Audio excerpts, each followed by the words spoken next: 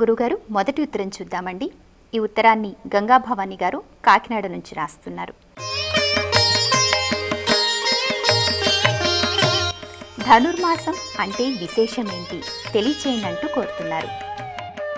ధనుర్మాసం అంటే సూర్యుడి గతి ప్రకారము సూర్యుడు ఒక్కొక్క రాశిలో ప్రవేశిస్తున్నప్పుడు ఒక్కో ఋతువు ఏర్పడుతుంటుంది. సూర్యుడు ధనువు రాశిలో ప్రవేశిస్తున్నాడు. ఆ నెలకి ధనుర్మాసం అని పేరు. అది రేపు మనకి 15వ తేదీకి మొదలవుతుందన్నమాట.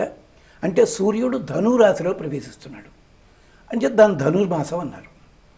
ఇది సాధారణంగా మామూలుగా చెప్పుకునేది. కానీ దీనికి మన పెద్దలు ఏం చెప్పారంటే ప్రతి మాసానికి ఓ విశేషం ఆధ్యాత్మిక పరంగా కూడా చెప్పారు.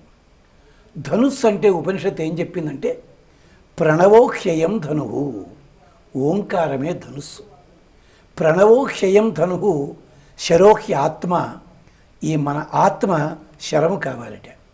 ఆ ప్రణవానికి ఈ శరాన్ని జోడించి బ్రహ్మ అనే లక్ష్యాన్ని భేదించినట్టయితే ఇహలోకంలో సుఖము, పరలోకంలో సౌఖ్యము రెండూ లభిస్తాయి అని చెప్పడానికి ధనుర్మాసము అన్నది మనకి ఏర్పడుతుంది. ఈ ధనుర్మాసం నెల రోజులు కూడా భగవదారాధన.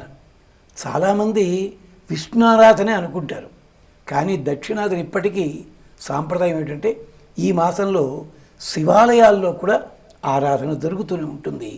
ఇది అంటే సూర్య భగవానుడు ధనురాశిలో ప్రవేశిస్తున్నప్పుడు ఆ నెలంతా కూడా ధనుర్మాసము అన్న పేరు అన్నమాట.